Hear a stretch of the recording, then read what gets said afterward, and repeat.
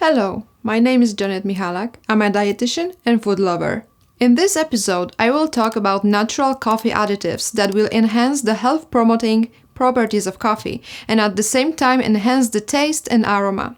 So if you want to learn what to combine coffee with to make it even healthier, it's worth watching to the end.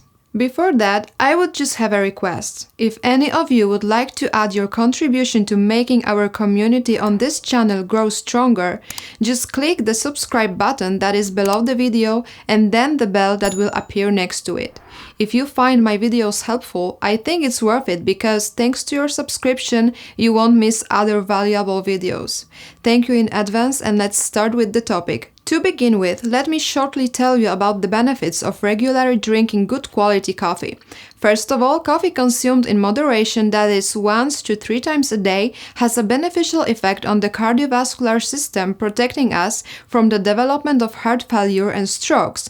And interestingly, coffee also reduces the risk of hypertension. It is also worth mentioning that coffee drinkers are characterized by lower mortality from cardiovascular diseases. I mean mortality lower by as much as almost 20% on average. As for the preventive effect of coffee, I would also say that regular coffee consumption prevents to some extent the development of diseases such as type 2 diabetes, gallstones, and protects against steatosis, fibrosis, and cirrhosis of the liver. Moreover, coffee has a beneficial effect on mental performance and reduces the risk of neurodegenerative diseases such as Alzheimer's disease, Parkinson's disease, and dementia. In addition, coffee is credited with antidepressant effects. Now I will discuss additives that are worth using with coffee to further enhance its health-promoting qualities. The first variant valuable for health is coffee with cardamom. Here I will point out that I mean real Malabar cardamom, meaning green cardamom, not black cardamom. Cardamom is worth using in combination with coffee to strengthen the beneficial effects of this beverage on carbohydrate metabolism. As I mentioned earlier, coffee itself has a preventive effect in the context of development of type 2 diabetes. Cardamom, on the other hand, counteracts insulin resistance. In one study, researchers noted that the consumption of cardamom helped to increase the sensitivity of our body's cells to insulin, meaning there was an alleviation of insulin resistance. This allows our body to secrete much smaller amounts of insulin to be sufficient to lower blood glucose levels. This has an added benefit because high blood insulin levels in the long term result in many health complications, and it is cardamom that will be helpful in avoiding them. I must also mention that, like coffee, cardamom has a positive effect on the cardiovascular system.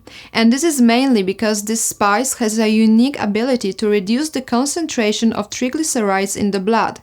In a paper from 2020, we can read that the use of cardamom is associated with a reduction in triglycerides by as much as 20 mg per deciliter, which means a very high effect. And as we know, persistently elevated levels of triglycerides in the blood vessels lead to many cardiovascular disorders. Despite the fact that studies have unequivocally shown that coffee itself does not cause hypertension, if any of you are concerned about reaching for coffee precisely because of the possible occurrence of hypertension, cardamom also finds its use here. And this is because experts have shown that this spice has a hypotensive effect, that is, it effectively lowers blood pressure. In one experiment, researchers noted that regular use of green cardamom resulted in a significant reduction in systolic blood pressure in hypertensive people, as much as 19 mm of the column of mercury. At the same time, the subjects also experienced a reduction in diastolic blood pressure by 12 units.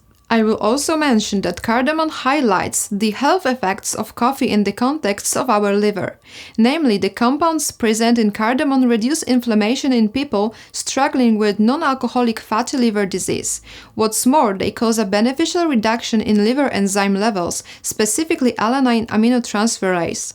Also, experts have shown that cardamom can reduce steatosis of the liver. The second way to prepare a health-promoting coffee is to add turmeric, one of the most healthy spices. Thanks to the presence of curcumin in it, turmeric exhibits strong anti-inflammatory effects. This fact can be used by people struggling with osteoarthritis, for example, at the root of which is inflammation. Besides, scientific studies show that the consumption of curcumin helps relieve joint pain in the aforementioned people. A similar anti-inflammatory effect has also been confirmed in people with inflammatory bowel diseases, especially those with ulcerative colitis. In this group of patients, a reduction in disease activity can be observed as a result of delivery of health-promoting curcumin. Speaking of turmeric's health properties, I would also add that, like coffee itself, it exhibits antidepressant effects. Researchers have noted that the use of turmeric results in the alleviation of depressive symptoms. Moreover, turmeric-based products also help to improve mood.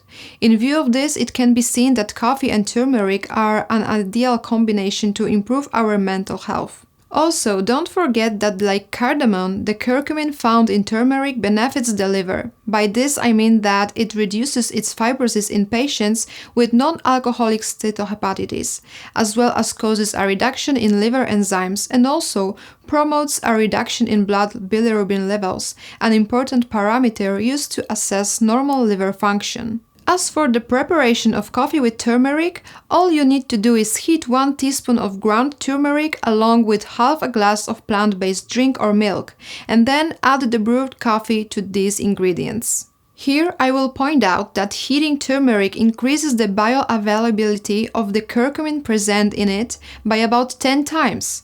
What's more, it's worth adding a pinch of pepper to the given mixture because the piperine present in it increases the bioavailability of turmeric's most important ingredient by up to several dozen times. A valuable ingredient with which to enrich coffee is also cinnamon. At the same time, I will point out that it should be real valuable cinnamon, meaning Ceylon cinnamon, written as Cinnamonum ceylanicum. It is especially valuable due to the fact that it helps regulate carbohydrates. What I mean by this is that due to its blood glucose lowering effect and reducing insulin resistance, it can reverse prediabetes so that it does not develop into type 2 diabetes. Of course, the beneficial effect has also been confirmed for people who have already developed the disease. Hence, if any of you have problems with elevated blood glucose levels, I think it is worth including just coffee with cinnamon in your menu. For those who are interested, I will add that using cinnamon can lower sugar levels by as much as 10 mg per deciliter. When it comes to the effects of coffee on health, I would say that there is a widespread belief that coffee, especially the caffeine present in it, causes migraine headaches in susceptible people. However, to date, scientists have not conclusively established whether coffee is indeed a trigger for migraine pains. Nevertheless, they recommend caution and suggest not consuming more than 200 mg of caffeine per day. By that, I would like to add here that cinnamon has shown some anti-migraine effects. And to be more specific, in a study, their authors noted that regular use of cinnamon by people struggling with migraine results in a reduction in the frequency, duration, and severity of migraine attacks.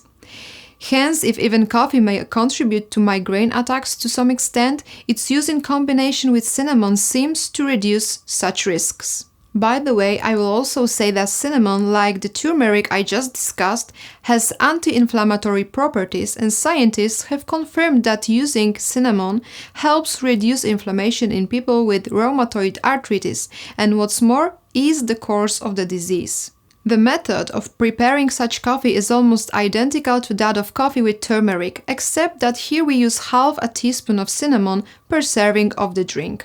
Yet another way to enrich coffee is to add cloves to it, and this is among other things because they have protective properties against the liver and kidneys, the two most important organs responsible for cleansing our body.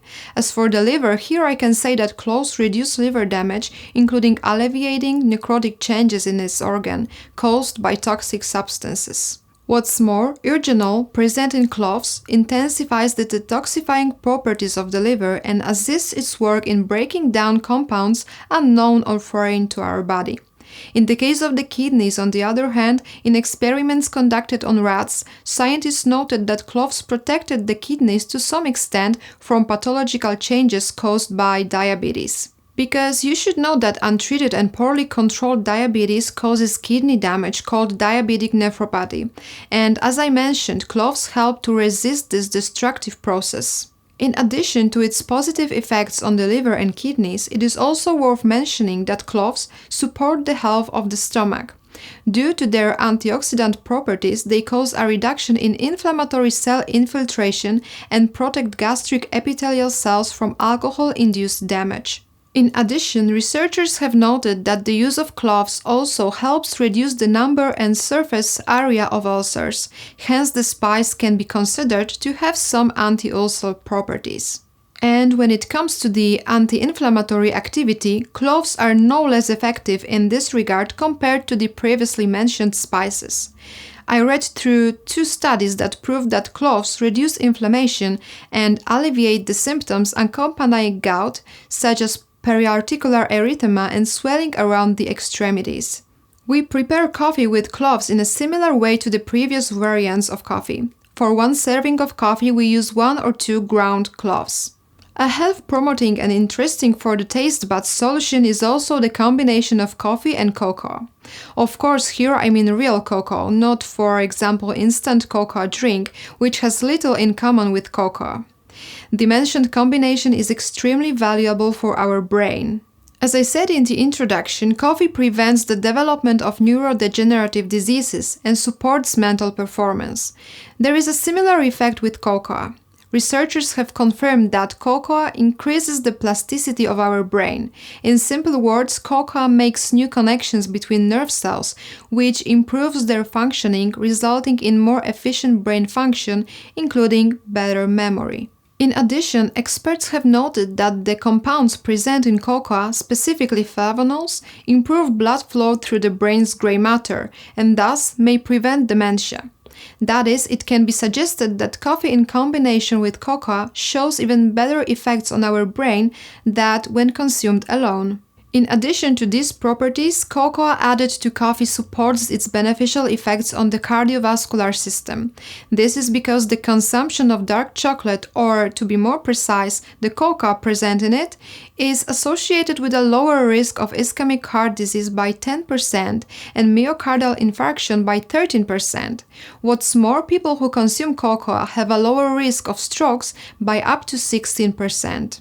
By the way, I would also like to add that the components found in cocoa restore the balance between the level of high-density lipoproteins and the concentration of low-density lipoproteins, which may have a role in preventing the formation of atherosclerotic lesions in the blood vessels. And what is no less important is that consumption of cocoa lowers both systolic and diastolic blood pressure. At the same time, I will emphasize that this effect is really satisfactory. Well, and I will also point out that people who take cocoa are less likely to develop hypertension. It would be a mistake if I didn't also mention that reaching for cocoa is associated with a reduction in blood glucose levels. With that said, people who consume it regularly can be expected to lower their sugar levels by up to about 7 mg per deciliter. Not only that, cocoa, like coffee, prevents the onset of type 2 diabetes, and here I would add that risk is lowered by as much as 25%. Here let me also point out that cocoa contains large amount of magnesium. I mention this because some people believe that coffee leaches this element from our body. And while this is not true, as I will be discussing this in another video, for those who do not believe in these assertions, adding cocoa to coffee will make up for the lack of the said ingredient. Preparation of coffee with cocoa is very simple. Just add 1 or 2 teaspoons of cocoa to instant coffee, then pour hot water onto the whole thing and mix it thoroughly.